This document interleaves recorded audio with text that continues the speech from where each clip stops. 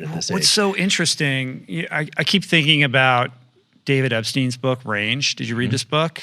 Which is basically this thesis that some of the most successful people are not, we suspect that, the great talents of the world across all disciplines are the people who discover their passion at an early age and practice it voraciously for many, many, many years. But in fact, it's people more like yourself who've dabbled in all different kinds of things, who end up being ultimately, the most proficient at their selected skill set. And when I look at your experience, I see trauma, I see adventure, I see, all these obstacles that you had to face and overcome and manage on your own, essentially, right? And all of those really inform perfectly the things that you're interested in and what you explore today in your lab. Yeah, it really did. I think that I'm so grateful for those years. I wouldn't wish them on any kid, because I think having a secure, loving environment at home is so key. And, I should say about a third of the kids that I grew up with in that environment, that whole skateboarding punk rock culture, about a third have gone on to found companies or professional skateboarders. About a third just kind of drifted off, and about a third are dead or incarcerated. Yeah. A huge number. And so there's real value in having a support system, that's clear. But it exposed me to all these things like addiction, schizophrenia, rage, like all of these incredible elements. Like I was never really into drinking and drugs. I could drink or not drink. It just wasn't, I wasn't drawn to it. But other people, they took one sip and it was like, that was their thing. Right. It was like the magic elixir for them. And so, I was observing what was happening. And then after that, that July 4th, 94 incident I realized this is it. It's now or never. It really was one of those moments. You hear about those moments, but it was me realizing I'm living in this squat. I've got a pet ferret. My girlfriend's gone. She broke up with me. She was smart enough to break up with me. I'm getting in fights. I'm working at a bagel shop. I'm barely making ends meet. And at that point, I just made the decision. I just said, okay, look, I'm not going to be a professional athlete. I think I'm pretty good at memorizing things. I think I have an interest in people. I'm going to just decide. I just decided to do school. I decided that was the track. So like some people pick the military because it's like if you know what to expect, at least in terms of the passages that you're going to go through. And for me, that was school. And so I decided to get back in school. I moved into a studio apartment by myself. I quit partying completely. I didn't go to parties. I got really serious about fitness. So I just started running and lifting weights. And I studied. You went like Henry Rollins style. I did. Yeah. I did. That's a lot of self-awareness, people go into the military because on some level, some people do because there's some yearning for having that structure imposed upon their lives. But you constructed that kind of structure for yourself. Yeah, I think I was really afraid. I think I was like, and these days, because my lab studies fear and I get into this whole thing around mindsets, people always ask me like, is it better to do something from a place of love or fear? Like, it depends. And at that point, fear was the best motivator for me. And I just basically worked like crazy. And it's interesting because I didn't have a mentor or someone to bring me to that. But once I started doing that, there was one professor in particular who took note. He was like, oh, you seem really interested in this stuff. And I was like, yeah, because he was teaching me about depression, schizophrenia, neurochemicals. I thought I was totally turned on by the world of neuroscience. It wasn't even called neuroscience back then, but this one guy, Harry Carlisle, he was teaching me about thermal regulation and how the brain works and how receptors in the skin relate to perceptions in the mind. And he also had a deep sensitivity to mental disease. And I'd seen a lot of that. I'd seen a lot of depression and anxiety in my own family. I'd had a friend commit suicide. Another friend becomes schizophrenic. I think he's still walking the Mission District of San Francisco now. Seen some friends become addicts. And so here was someone explaining that there's actually an underlying basis for this. And I just poured myself into it. Is that the same guy who would smoke underneath the vacuum hood and stuff like that, like a bit of an iconoclast? Yeah, he was amazing. So he was a favorite teacher of many students, but if you could get into his lab, then you were kind of one of the chosen ones, I guess. He's like the perfect mentor at the perfect time for you. Yeah, so he used to drink coffee in lab, which you're not supposed to do. He used to smoke cigarettes in lab and in the fume hood, and they used to come and yell at him, and he would do it anyway. And I thought, this guy, he doesn't even know what it is, but he's punk rocker, he doesn't even know. And so, he gave me an opportunity to work in his lab. And then at some point he told me, if you go to graduate school, they'll actually pay you to do science. And what ended up happening at that point was I hit a brick wall because I had a lot of resentment toward my dad. I felt, here's my dad. He was a scientist. He had, left us, all this kind of thing. And I realized if I didn't do this, if I didn't take this opportunity, it was going to be the most foolish thing ever. What am I going to do? Spite my, right. my parents? Because, I was 20 years old at that point. So I just made the decision. I'm going to get a PhD. I'm going to become a professor. I'm going to get tenure. I'm going to be like this guy. Right. This guy who looked like he had a pretty good life to me.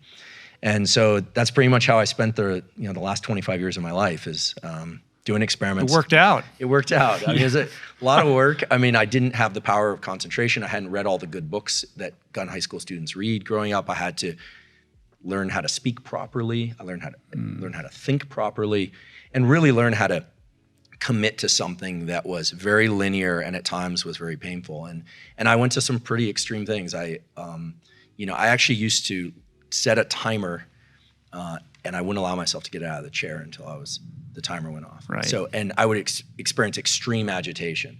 But over time, I got pretty good. And now I can do long stints of work without any breaks. And it worked out. You developed that neuroplasticity in your favor, ultimately. Yeah. You were always a reader, though, right?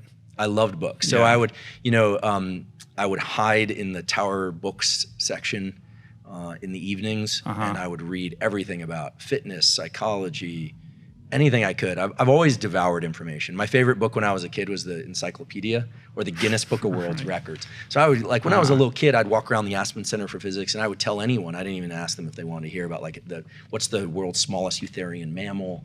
I would it could tell you all these facts that were kind of meaningless at the time, but I've always been fascinated by the inventory of different animals on the planet and their different behaviors. And so, voracious reader, and still now. Yeah, I love information. Well, as a neuroscientist, I mean, you're your own patient. I mean, the fact that you were able to, turn your life around in such a dramatic fashion and do it essentially through sheer will and, setting up practices that would fuel you in that right direction, and then being available when those mentors showed up from the early therapist. Sounds like that guy almost saved your life. He absolutely saved my life. Yeah. He gave me the book. Wherever you go, there you are, the John Kabat-Zinn book. And he said, no pressure, but if you can develop a mindfulness practice where you can sit still for like 10 minutes a day, it'll serve you very well. So I started doing that. Like he could have told me to hang out of a window by my ankles. I would have done it. I think there was a self-preservation thing was kicking in for me. So I got very interested in mindfulness meditation. He also, it was, I think, quite smart in saying, look, there's a whole world of psychedelic drugs that are powerful in influencing the mind. He said, if you're going to explore those, wait until your brain has already developed, which I think is a controversial statement in and of itself. So he actively discouraged me to go down that path, which I think was the right thing, given I was a minor, And nowadays there's all this discussion now about psychedelics and their power, and I think they are very interesting compounds. But he really steered me towards behavioral practices. Like, what could I do each day from waking up to going to sleep that would serve my mental health and my productivity well? Right. Yeah, I owe him a tremendous amount, and especially because he wasn't just in the psychoanalytic theory, he also was like cognitive behavioral. He understood the power of practices, not just discussing issues. Yeah, to begin a meditation practice at that age in the mid-90s, that's pretty radical. Yeah, I felt it was funny because I thought if I didn't sit in the lotus position, like I wasn't doing it properly. Back then there was all this stuff around it. It was very mystical. And in my family, because my dad's very conservative and my mom's a little bit more of a free spirit, I was taught that anything that related to hippie culture was doomed to fail and cause problems, and that anything that was related to like conservative culture was fated to advance the progress of humanity. Right. And it turned out neither one was true, of course. But I needed people to push me in those directions. Lift weights, run, meditate, do your schoolwork, do your homework. And so I think now I have a good relationship with my parents, but I think I had to go out into the world and find those sort of paternal and maternal figures because they weren't in my home.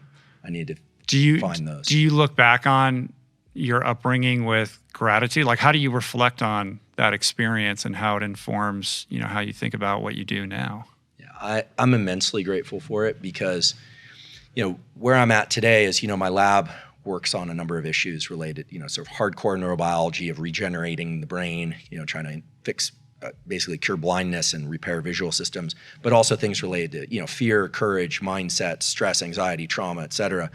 And the early seed of seeing how science is done definitely gave me an advantage. I won't lie. Seeing how scientists interact and behave and understanding that they are just people, because a lot of what was discussed in my home was about the people, not just the science they do.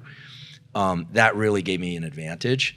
And then seeing all that dysfunction and realizing that the human animal is amazing at making plans, at modifying its brain if it wants to. But the human brain and the human animal are also dreadfully bad at doing what's best for us. Right.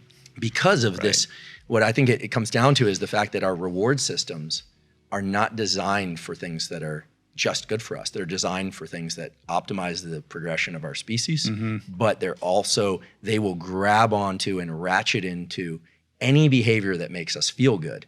And so the human brain is really not optimized for making best choices. Right. And so those years of seeing all that I dysfunction. can testify to that. Yeah, it's I wouldn't trade those years for anything. And I still have great friends in that community. I mean, I think had I joined a different community, I would have found the right people as well. Yeah. But to be with a huge pack of feral kids at that age and to see the function and dysfunction, and also it was wild. It was a lot of fun. I can imagine. Yeah, it was a lot of fun. Yeah. That's a whole set of stories. Did you see that movie mid-90s?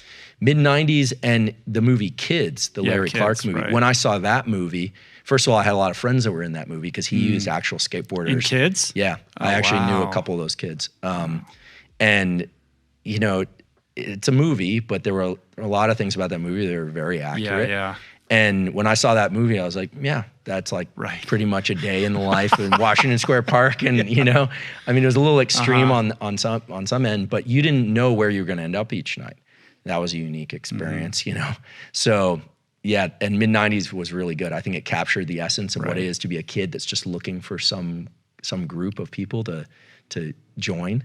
And skateboarding is a unique sport because you get young kids and grown men, and now women and girls do it as well. It didn't happen so much then, but now there are a lot of great, awesome skateboarders that are female, but they're all hanging out together. You wouldn't find that in soccer. You're not going to get little kids playing with grown men. Yeah. So you get exposed to a lot because everyone's at different developmental stages. But yeah, it was an amazing thing. I wouldn't change it for anything.